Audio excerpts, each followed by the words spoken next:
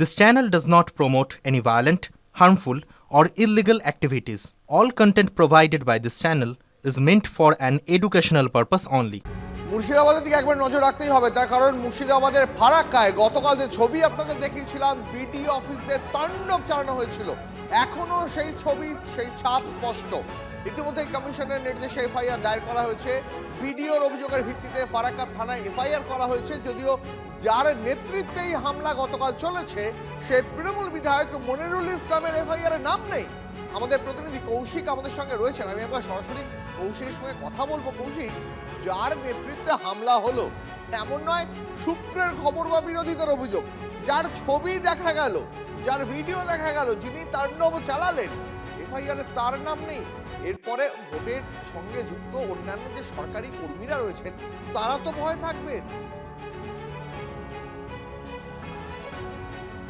দেখো, সেই প্রশ্নটাই কিন্তু উঠছে যে আমরা রয়েছি কিন্তু যে ফারাক্কার বিডিও, সেই বিডিও অফিসের ঘরে, এবং বিডিও অফিসের ঘরে কার্যত তাণ্ডব চলেছে, সেই চেয়ারে ভাঙচুর, এবং আমরা সেই ঘরের মধ্যেই রয়েছি। বিডিও যেখানটায় বসে তার সামনে কিন্তু সেই কাঁচের সামগ্রীও কিন্তু ভাঙচুর হয়েছে, এখনও কিন্তু সেই পড়ে রয়েছে। তবে সব থেকে বড় বিষয় হলো, তুমি যেমনটা বললে, যে যার নেতৃত্বে ভাঙচুর, যার উপস্থিতিতে ভাঙচুর, যেটা ক্যামেরায় দেখা গেছে, আমরা সবাই দেখিয়েছি যে বিধায়ক তিনি উপস্থিত ছিলেন, এবং আরও একজন জনপ্রিয় নাম বাবলু ঘোষ, তিনিও ছিলেন। আরও একটি বিষয়, যে ভিডিও যে অভিযোগ করেছেন সেখানে লিখেছেন আননোন, তিনি কাউকে চেনেন না। ভিডিও অফিসের ঘরে রয়েছে আমরা, ভিডিও যেখানে বসেন তার পাশে রয়েছে যে সিসি ক্যামেরার যে ডিসপ্লে বোর্ড, সেই ডিসপ্লে বোর্ড, সেখানে কিন্তু সর্বত্র যে সিসিটিভি ক্যামেরা রয়েছে, যেই সব এলাকায় ভাঙচুর হয়েছে বা যে ঘর বা ভিডিওর ঘরে যে ভাঙচুর হয়েছে, সেই সব ক্যামেরার ডিসপ্লে কিন্তু ওখানে রয়েছে। অর্থাৎ সিসিটিভি ফুটেজে কিন্তু তিনি দেখতে পেতেন, তিনি দেখতে, যদি দেখেছেন, যদি দেখে থাকেন, তাহলে তিনি বিধায়ককে কি চেনেন না? সেই প্রশ্ন হচ্ছে।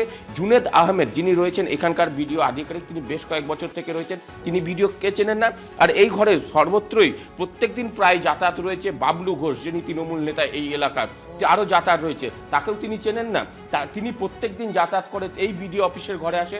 অথচ এই যে সর্বত্র, আমি আমার ক্যামেরা পার্সনকে বলবো যে সিসিটিভি ক্যামেরা, সেই ক্যামেরা রয়েছে, সেই ক্যামেরা পাশাপাশি ভিডিও যেখানে বসেন, আমি আরও একবার আমার ক্যামেরা পার্সনকে দেখানোর জন্য বলবো, ভিডিও বসে তার ঠিক বাম দিকে রয়েছে সেই ক্যামেরার ডিসপ্লে। সেই ক্যামেরার ডিসপ্লেতে তিনি দেখলে চিহ্নিত করতে পারতেন যে কে কে রয়েছে।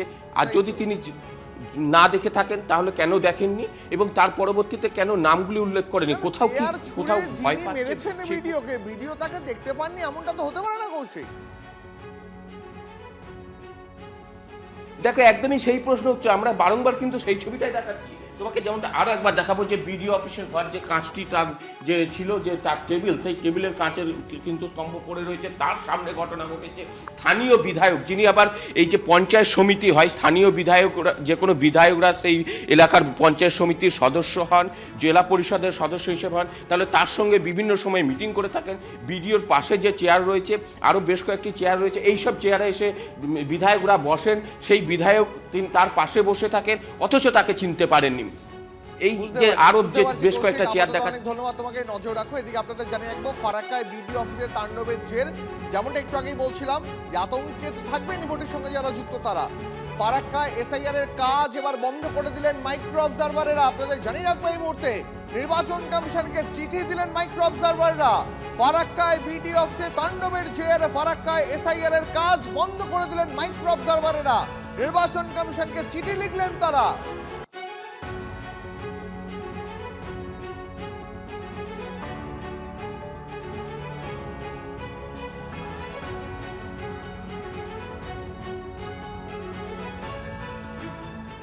দেখুন, সিএ ওয়াকফ থেকে শুরু হয়েছিল, এখন এসআইআর।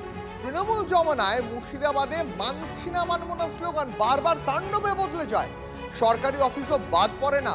ফারাক্কায় তৃণমূল বিধায়কের নেতৃত্বে বিডি অফিসে ভাঙচুর চললো, দেদার ভাঙচুর, তাণ্ডবের ছবি ক্যামেরায় ধরা পড়লো। আর কল্যাণীতে সেখানে এসডি অফিসের মধ্যেই বিজেপি বিধায়ককে হেনস্থার অভিযোগ। ফারাক্কার ঘটনায় এফআইআর হলেও, যেমনটা আপনাদের বলছিলাম, সেই এফআইআর এর নাম নেই তৃণমূল বিধায়কের। তার কারণ, অভিযোগকারী বিডিও নাকি চিনতেই পারেননি তৃণমূল বিধায়ককে।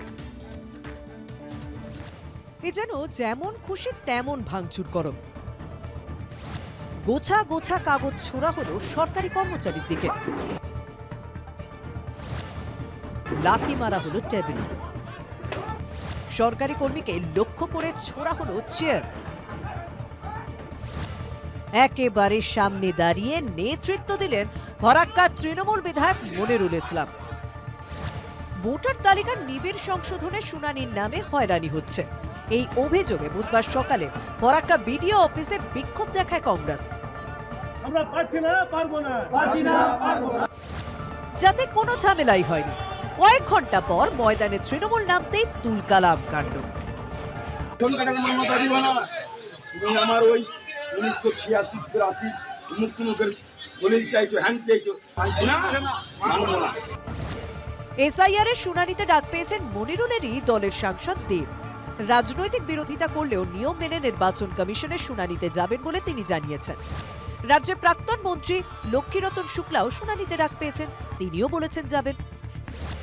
যেখানে তৃণমূলের মধ্যে দৃষ্টান্ত তৈরি হয়েছে, তখন সেই দলেরই বিধায়ক এসআইআর এর বিরোধিতায় নিজের সরকারেরই অফিস ভাঙচুরে নেতৃত্ব দিচ্ছেন। তুমি ভারতবর্ষে থাকবে, ভারতবর্ষের আইন মানবে না, ভারতবর্ষের সংবিধান মানবে না, প্রশাসনিক দপ্তর ভাঙচুর করবে, মামার বাড়ির আবদার নাকি এগুলো? দেখাবে এটা যে দেখো এই সরকারের অন্যায়ের বিরুদ্ধে আমরাই প্রতিবাদ করছি, তাহলে বুঝুন গোটা গেমটা। এসআইআর এর শুনানি পর্বে 7 নম্বর ফর্ম নিয়েও ব্যাপক হইচই। 7 নম্বর ফর্ম আসলে কি কাজে লাগে? ভোটার তালিকায় কোনো নাম অন্তর্ভুক্তির বিরোধিতা করা বা মৃত বা স্থানান্তর হওয়া ব্যক্তির নাম ভোটার তালিকা থেকে বাদ দিতে ব্যবহার করা হয় এই ফর্ম। বাঁকুড়ায় বিজেপি নেতার গাড়ি থেকে গোছা গোছা 7 নম্বর ফর্ম আটক করার পরে সতর্ক থাকতে বলেছিলেন মুখ্যমন্ত্রী। সবাইকে বলবো, যেখানে যেখানে আনঅথরাইজড পেপার পাবে এবং বাল্ক পেপার পাবে সেখানে তারা এফআইআর করবে। দলকে চোখ কান খোলা রাখতে বলেছিলেন, কিন্তু কল্যাণীর তৃণমূল অতি সক্রিয় হয়ে যেন ধরে আনতে গিয়ে বেঁধে আনলো। বুধবার 7 নম্বর ফর্ম নিয়ে কি কাণ্ডই না ঘটল মহকুমা শাসকের দপ্তরে। হেনস্থার মুখে পড়লেন বিজেপি বিধায়ক অম্বিকা রায়। তারা ইলেকশন কমিশন অফ ইন্ডিয়ার যে কাজ তারা করতে যাচ্ছে এসআইআরে, সেই এসআইআরে সম্পূর্ণভাবে এরা ডিস্টার্ব ক্রিয়েট করছে। একদম মার্ক করে তৃণমূলের ভোটারদেরকে নাম কাটতে চাইছেন বিজেপির বিধায়ক। প্রশাসনের কাছে আমরা আপিল করব যে সমস্ত গাড়ি চেক করতে হবে। ফরাক্কা থেকে কল্যাণী এসআইআর এর বিরোধিতার নামে যা ঘটল তা আসলে ক্ষমতার আস্ফালন। এতে কি শাসক দলের সুনাম ছড়াচ্ছে? কৌশিক ঘোষ ও মহাদেব কুণ্ডুর রিপোর্ট, TV9 বাংলা। এই মুহূর্তে যে খবরে নজর রাখবো, পুলিশকে দেখেই নম্বর প্লেট বিহীন রেখে চম্পট। তল্লাশি চালাতেই সেই গাড়ি থেকে উদ্ধার হলো বান্ডিল বান্ডিল টাকা। 19 নম্বর জাতীয় সড়কের পালশিট টোল প্লাজার এই ঘটনায় শোরগোল পড়ে গেছে। চেকিং এর সময় সামনে পুলিশকে দেখতে পেয়েই গাড়ি ছেড়ে পালায় একদল যুবক। তল্লাশি চালিয়ে ওই গাড়ি থেকে উদ্ধার হয়েছে bundle bundle note, iPhone, mobile phone, একাধিক ল্যাপটপ। সব মিলিয়ে প্রায় 6.5 লাখ টাকা নগদ মিলেছে। আমাদের প্রতিনিধি মনোতোষ আমাদের সঙ্গে এই মুহূর্তে রয়েছেন। মনোতোষ, এই প্রথম কথা, এই সন্দেহভাজন গাড়িটি কাদের এবং কারা এই পালশিট টোল প্লাজার কাছে নিয়ে এসেছিল, কি কারণে? সেটা কিন্তু মেমারি থানা পুলিশ তদন্ত শুরু করেছে।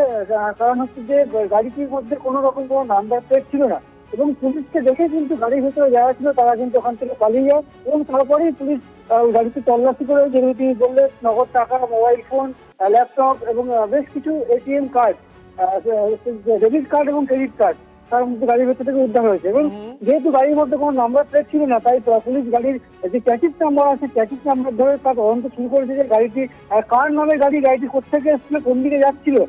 গোটা বিষয়টি কিন্তু মেমারি থানার পুলিশ তদন্ত শুরু করেছে। প্রাথমিকভাবে পুলিশের অনুমান যে যারা ওই গাড়িতে রেখে পালিয়ে গিয়েছে তারা কোনো রকম সাইবার ক্রাইমে যুক্ত থাকতে পারে, এমনটা কিন্তু পুলিশ প্রাথমিকভাবে মনে করছে। ধন্যবাদ।